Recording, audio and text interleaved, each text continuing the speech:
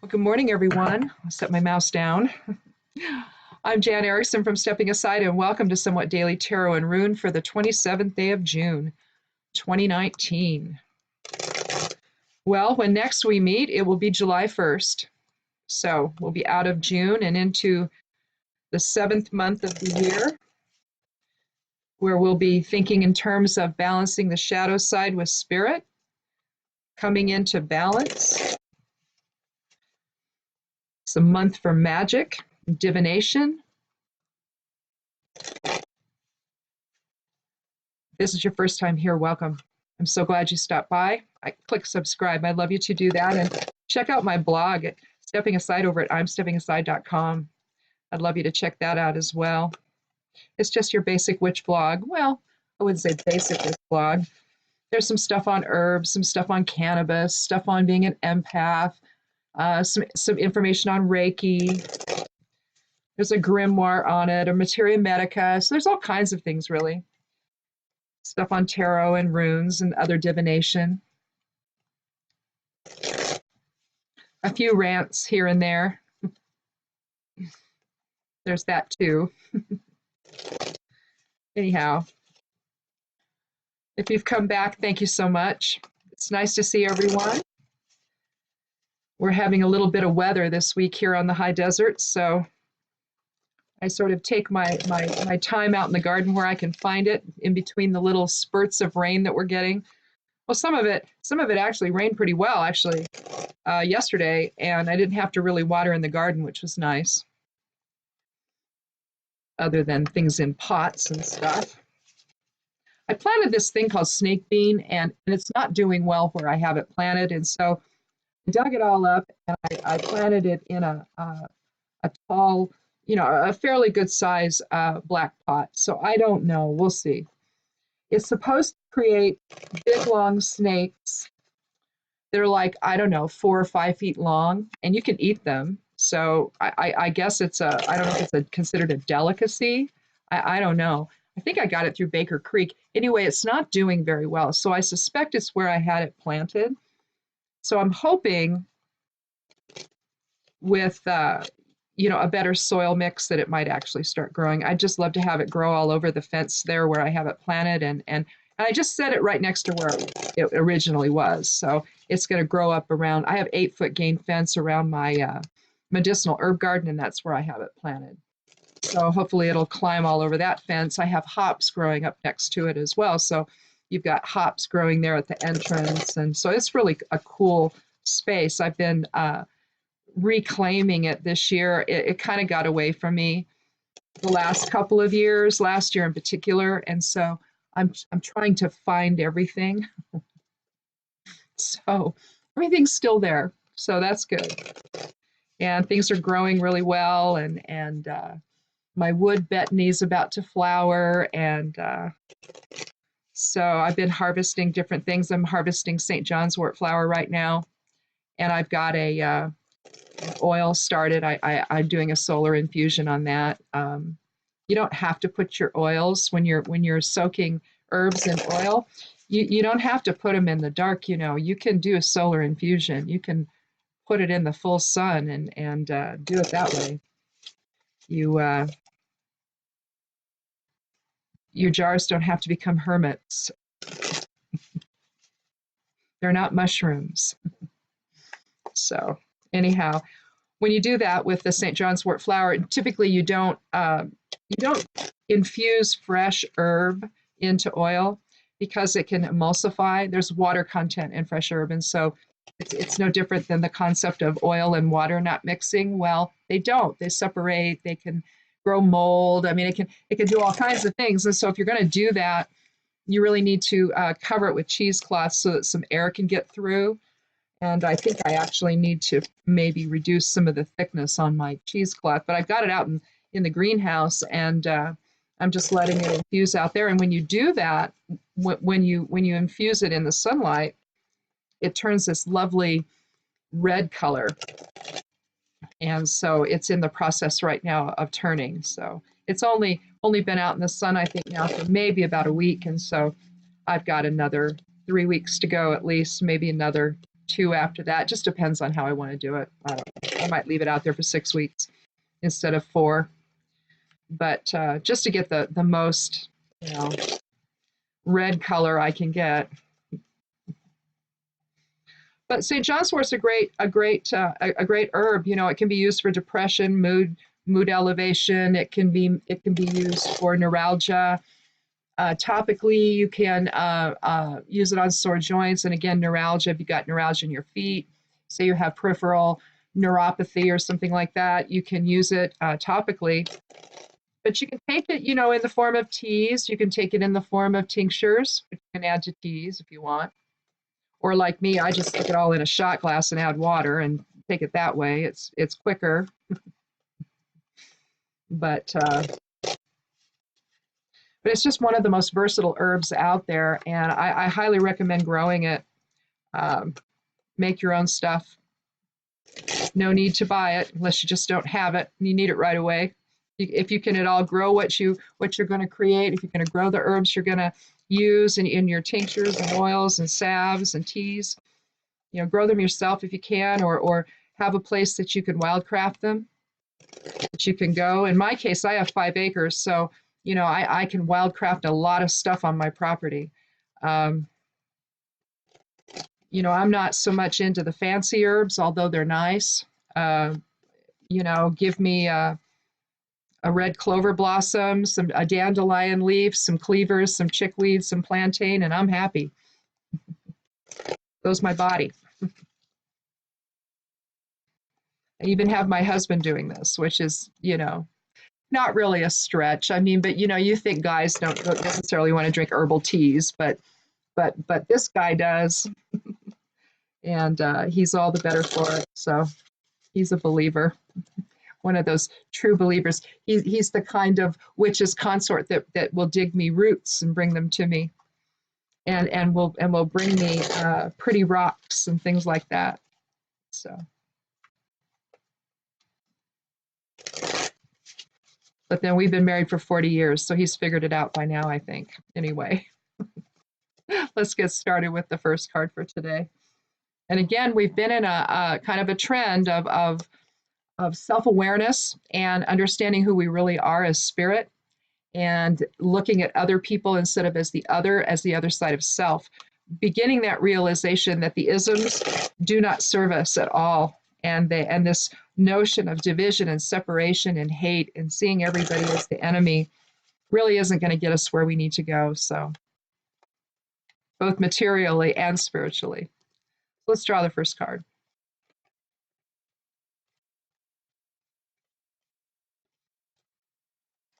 And if you've been here before, you know that I take the 13th card each time, and I'll either draw 3 or 4 cards, and then we'll do a rune from the Elder Futhark, and then I'll put together a geomancy rune, and just sort of as an overall, you know, outlook, or maybe even an outlier.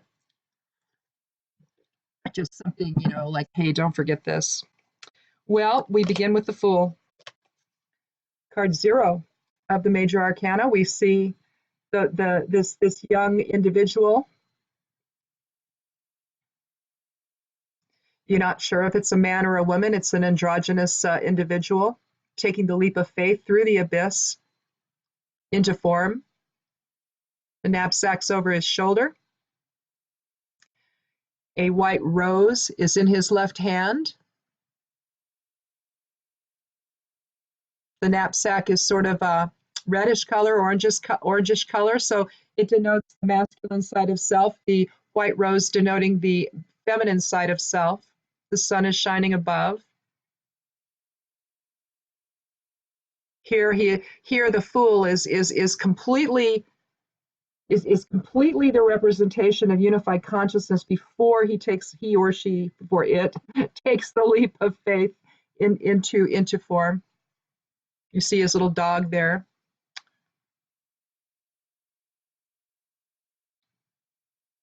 I generally think of the Fool as a he, although it's not.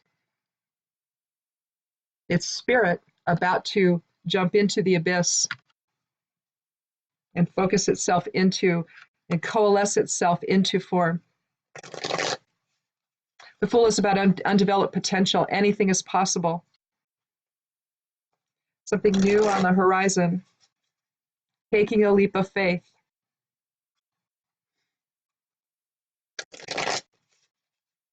Let's do another card though. See what this is all about. We can get a little more information about what's this leap of faith we're taking. Oops. You know, when we take that leap of faith, when we pass through the veil or down through the abyss into form, you know, we often forget who we are as spirit. And consequently, when we do that, you know, we get all confused. And that's when we get all confused about polarity and we ended up, you know, in this case, having patriarchy become so prevalent that any type of equality or shared type of purpose has been made impossible. You know, the whole us versus them experience, thinking that we are not one energy, that we are individual and separate and apart from each other. It's an illusion. It's the illusion that's cast by the ego. It's not cast by spirit. And so the goal, you know, when you're the fool, when you're jumping into form, when you're taking that leap into new experiences, you still have to remember that it's not just simply the balanced polarity, you know, on the horizontal plane that we need to remember, but to keep in balance, you know, the masculine and feminine within, but also spirit versus ego and the personality.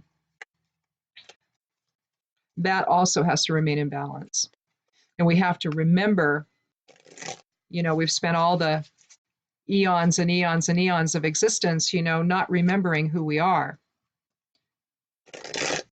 And now in this time of ascension, that's what's happening, where it's a return or a rebirth or a transmutation of this false narrative of the polarity, the masculine and feminine polarity within. That's a false narrative.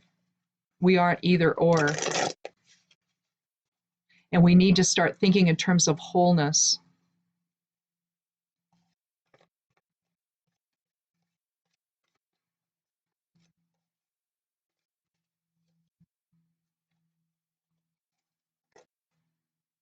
Well, we have the Four of Swords. Yesterday we had the Four of Cups. And there we could not see, I think it was yesterday. Yes, it was the Four of Cups. And we really, it's almost like we had a sense of lost focus, or emotions got to be too much.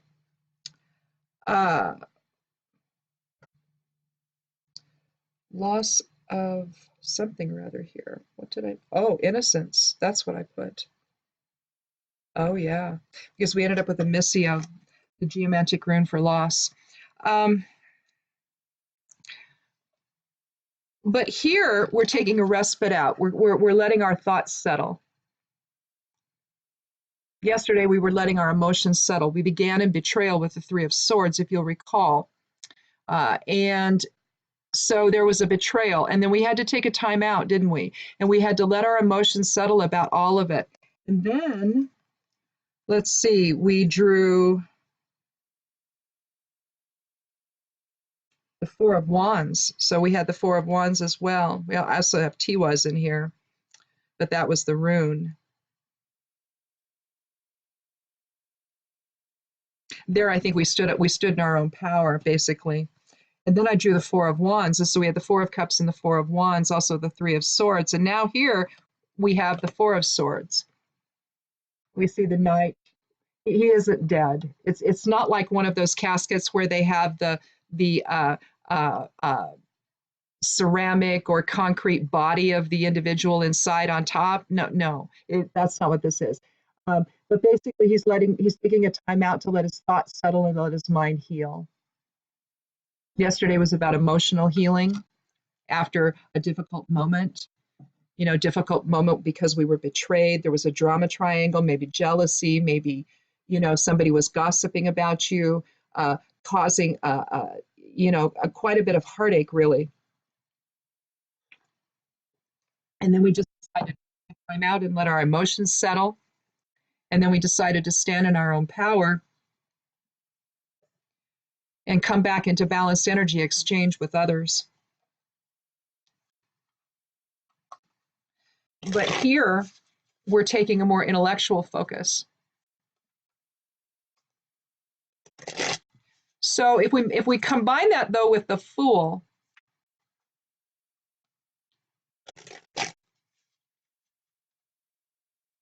then maybe this is about new interaction or the way we interact, you know, something new that way. Maybe we're going to try something else. Again, you know, seeing with clarity instead of seeing with judgment, perhaps. You know, we think that the Fool just jumps in with no awareness, but I don't think that's true. I think that before we incarnate into a form, we decide all kinds of things. You know, we decide who our parents are going to be. We're in whatever soul group we're in. People we already have defined who the major players and even some minor ones might be in our life.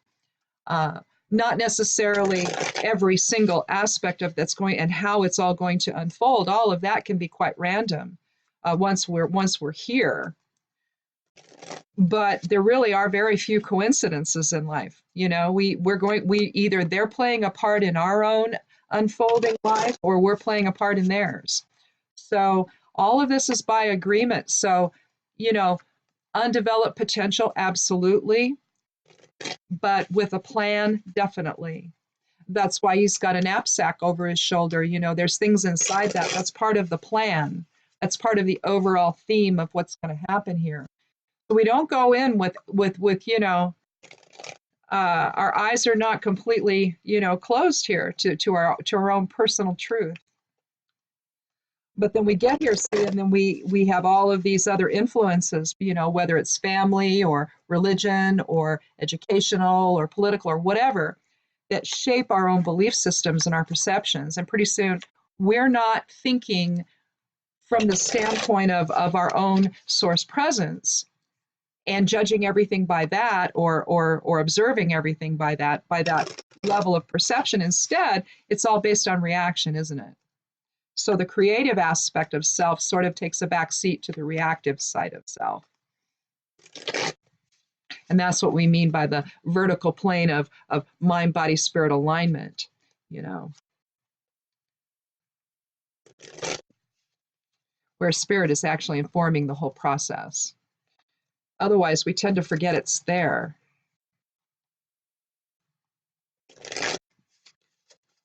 Let's do another card.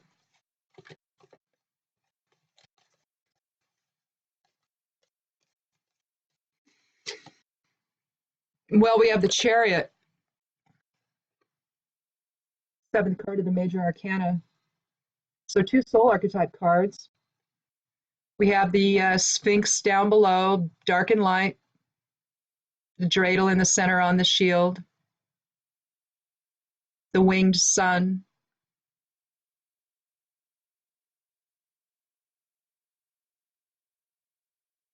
We see two sets of towers, one on either side of the king in his chariot. We see his almost like his throne in a way has been converted into a chariot. You see his crown with a large star in the center.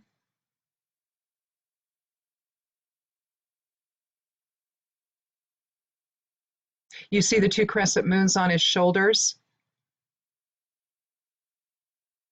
He must be representing the center mother aspect. But basically, it's all about balance. It's about when to take control and when to allow, isn't it?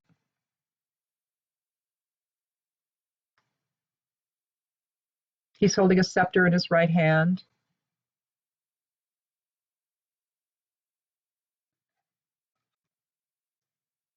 Well, 7 and 4 is 11. So again, yesterday we had an 11 energy, which is the master number for illumination.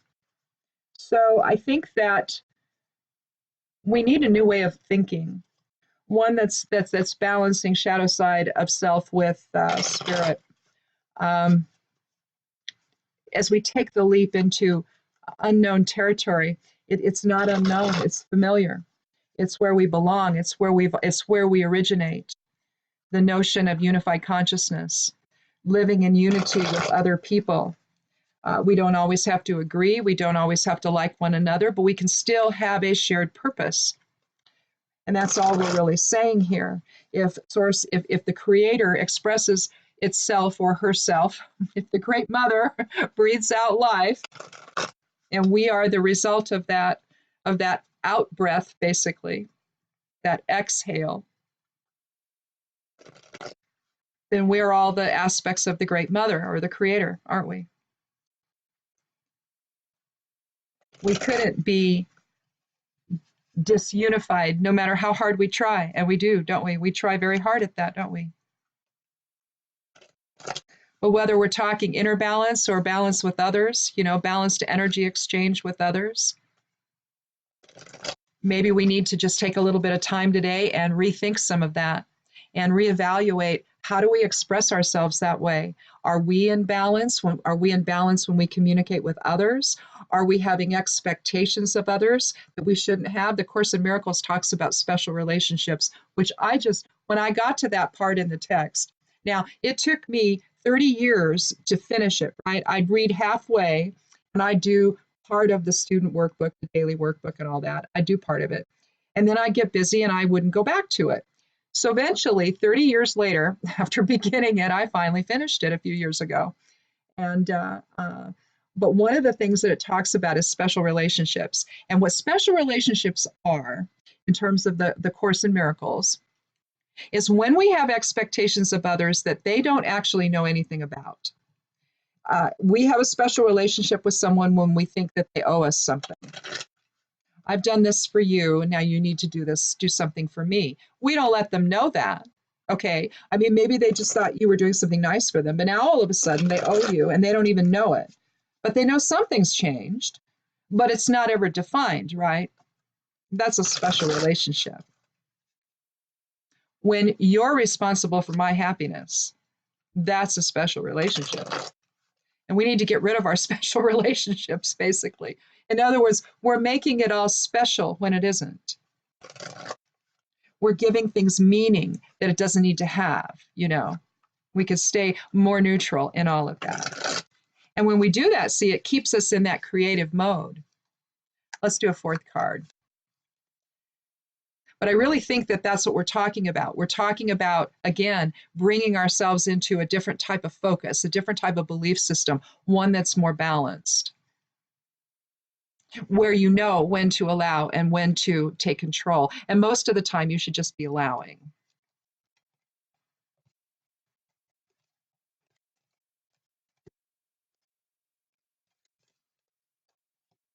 We struggle too much, is the point. And the Chariot is all about knowing when the struggle is necessary and when you just need to sit back and just observe. And I think at this point, what we're seeing here is the king is in observation mode, isn't he?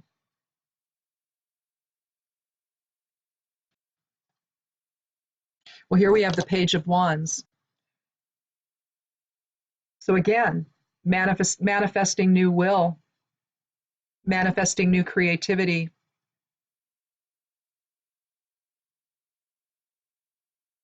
His focus is on the future. And as a page, we're talking about either a youthful individual, we're talking about, and not in terms of like the knight. Now there you have an older young person. Here you have the youngest of the two young people with the page. But it could also mean a message. It can mean a birth. It could mean that. It just depends on the other cards typically.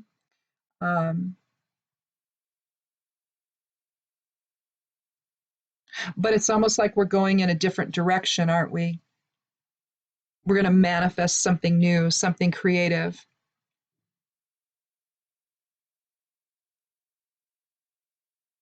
Let's look at the runes, though. We're doing pretty well on time. Not that that really matters. So we begin in unity consciousness, and then we're taking that leap into the unknown. Well, not so unknown, but the unknown.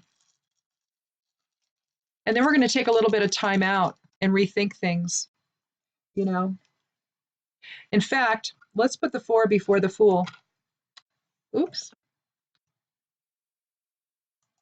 Something just came up on my screen, my Kindle. Let's put the 4 first. We're going to take we're going to take some time out. We're going to heal our mind. We're going to let our thoughts settle. And then we're going to take a new direction. We're going to take that leap of faith with the Fool. We're going to do it in balancing shadow side of self with spirit. Okay? And in fact, which will either enable us to manifest new experiences, new creativity, or it could be at the end.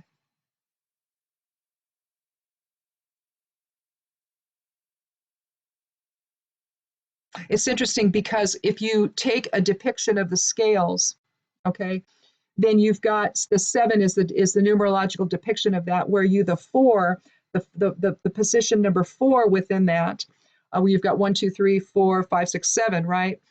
The 4 is actually the resting point, and so mirrors this, doesn't it? And so basically, the king is in his own respite in a way, as the 4th position. Position number 4 contained within the 7. Here we have Isa. Well, let me put this back up here. I get all these weird boxes that come up. It's like, I don't even know how that happens. I'm doing it. I know I'm doing it. I'm just not sure how I'm doing it. Anyway, we have Isa, the 11th rune, again, of the Elder Futhark. Now, the page does not have a number assigned to it, neither does the Fool, other than the 0, but it's not going to add to anything. So we're still looking at 7 and 4 is 11. And so that aligns with Isa. Isa's a Norn rune. There's 3 Norn runes in the Elder Futhark, Hagala, Snathis, and Isa, the 9th, 10th, and 11th runes, respectively. And Isa is about the static realm, or the rune of the present moment. You can draw it on a child's forehead if they have a fever, and chant Isa and cast the intention for the fever to come down. But don't just do that. Make sure they're having water and all of that. But just as an extra measure of protection, you can draw Isa on the forehead and help bring those energies together to drop that fever, get that fever broken. Sometimes that works. Anyhow, Isa is about alignment and about going within, and that's really what we're doing here in the 4 of Swords, aren't we? And in a sense, alignment is present here as well. But look here, we even have it represented here, don't we? With a perfectly straight staff. You can see. It's almost like he's coming into alignment before manifesting. And that's really what we need to do. When we come into alignment before manifesting, then when we manifest something, then it's from spirit, isn't it?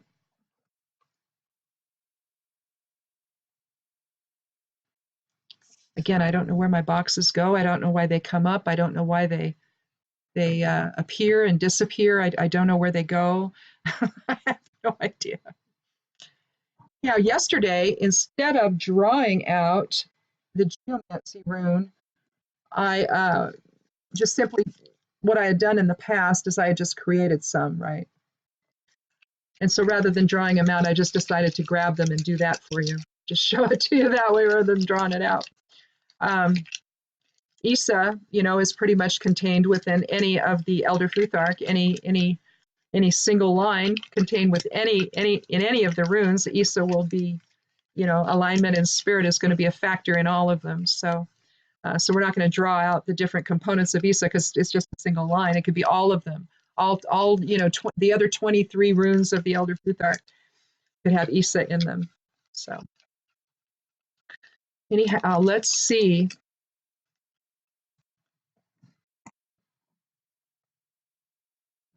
Where we are with this. So we've got 2 dots for fire, 1 dot for air, 2 dots for water, and 1 dot for earth. Now that It's going to be, I believe, is that albus? No, no, no, no, no, no. Is that acquisitio? Yes. So it's acquisition or gain. Yes. Let me find it in here and I'll show you rather than, no, that's a missio.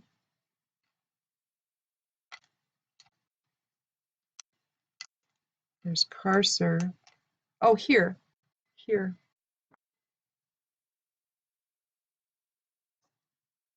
It looks like that. So we have a balance of active and passive influences. The dual dot is going to be a passive influence. The single dot's an active influence. Yesterday we had a missio, which was turned up this way. Today it's this way, and it's so loss and then gain is the other side of the equation.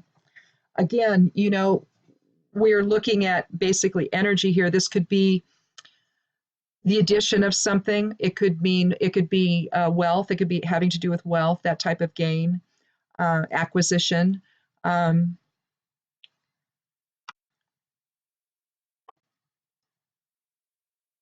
the awareness that we gain by going within may be what this is all about. Coupled with Isa and the alignment that we have when we seek a still point, like we're doing here in the 4, we seek a still point and we go within and we allow everything to settle out, you know, dissolving any energetic channels we might have created, and just bringing yourself back into your own perfect, sacred resonance.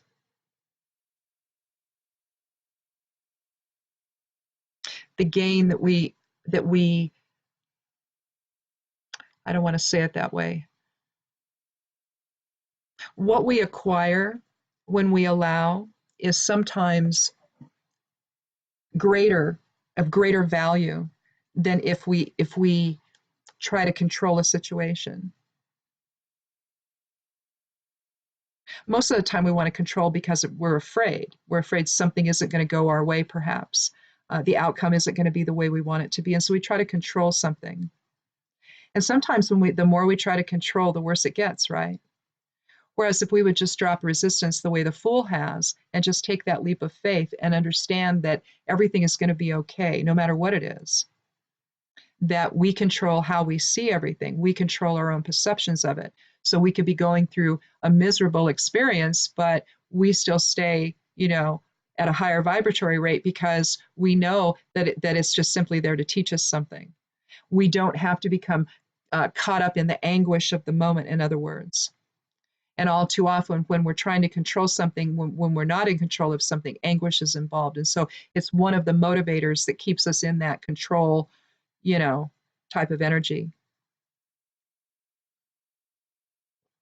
What I love about the Chariot is here this individual with power understands that he doesn't necessarily have to exert it in order to be effective, that just by his own presence alone, it is enough.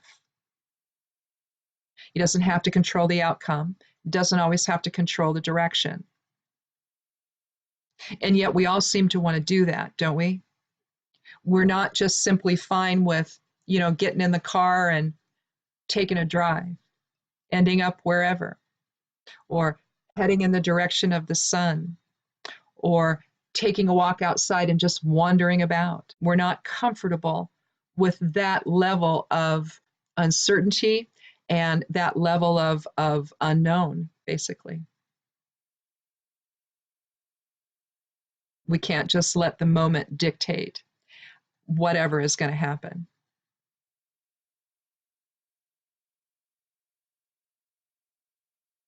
So cool. I think that that's maybe the message for today and for this weekend, to just sort of, you know, as we come to the end of June, you know, we take stock of at least I do, you know, at the end of the month, they're in the end of the month, beginning of the next. I just sort of take stock of, okay, what happened during the month and what have I got to do this next month? And where do I maybe want to make some changes? How do I want to tweak this or that? I had to make some decisions this month that I really didn't want to make, but I felt like I had no choice in the matter.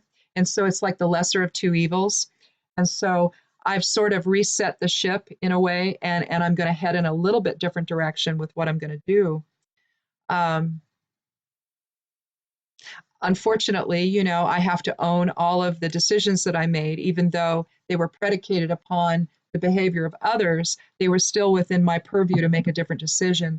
And so I found myself in a situation, I think I talked about this yesterday, where I was in someone else's flow. And here's the thing about being an empath, and I'll just say this real quickly here. Um, if you're an empath, if you're not careful, you'll find yourself in someone else's flow. You'll find yourself absorbing their emotions, their moods, their belief systems. You'll suddenly find yourself in something that you're okay with, but yet you're not. And that's the thing. We just sort of focus in, and we're there, and suddenly before we know it, we jump in feet first. And so I've had to backtrack a little bit and undo some things and head in a different direction. Um,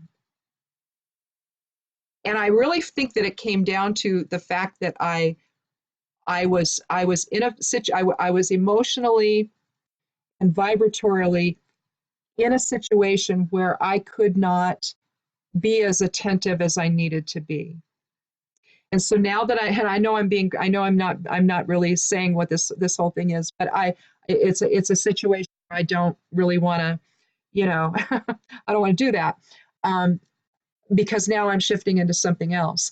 But it's the whole point that when you're not at your most alert, if you're empathic, that's a real sticky place for us, because then we can become caught up in someone else's flow. That's I guess what I'm trying to say.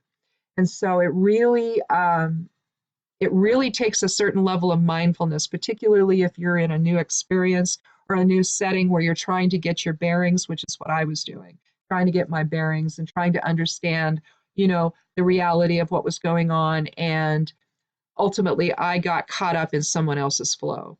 And so I think that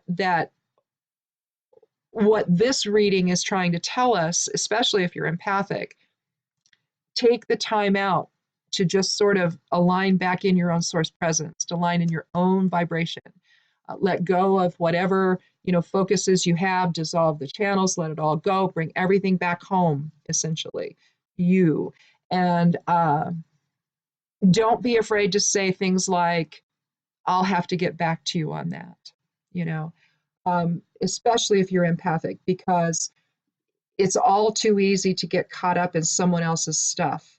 And pretty soon you're just standing there going, wait a minute, did I really mean to do that? Did I really mean to, no, I really didn't. And how did I get there? And so again, it's bringing things back into balance, bringing things back into your own resonance, and beginning from that standpoint. And I think that's what the Fool is saying. I think it's before we can take that leap, we have to then align. And the Four of Swords is telling us to do that. Then we can take the leap.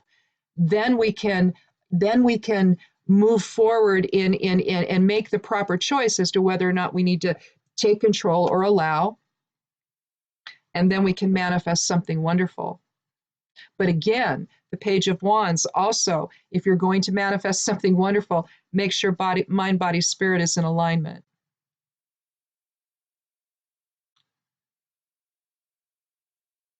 Well, interesting. Well, anyhow, I guess that's it for today. And I won't see you again until Monday. Now, next week, the 4th of July is on a Thursday, and I'm going to think about it. I may go ahead and do one. I may not. I may take the day off and just do 3 of these next week, but I'll see what we're going to do. I'll have to get with my husband and see what he wants to do for that day. Um, you know, he likes to make loud booms, so I don't know. I may not. I may be too distracted, wondering what he's blowing up. So I don't know. He's a child. I don't. He's a 65-year-old child. I don't know. He's a kid at heart. So anyhow, You guys have a wonderful weekend. We'll see you on Monday. Be good to yourself. One last thing. I'm going to, since the first is on Monday, I will this weekend do both the geomancy reading for July and the tarot reading for July. I'll get those up on the blog. And so you can go over there to imsteppingaside.com and read those if you want to. I'd love you to do that. Anyhow, we'll see you on Monday. Be good to yourself, be good to one another, and blessed be.